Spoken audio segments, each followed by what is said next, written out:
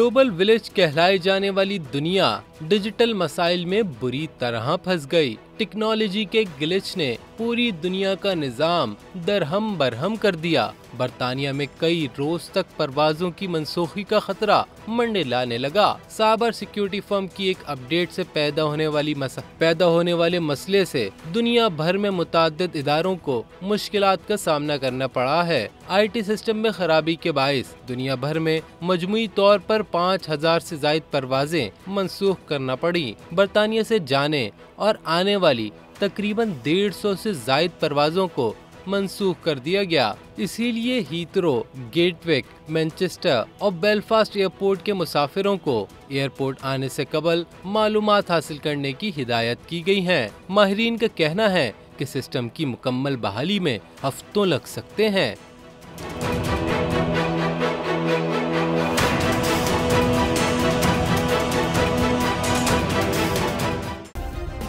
Subscribe करें और bell दबाएं ताकि कोई खबर रह न जाए।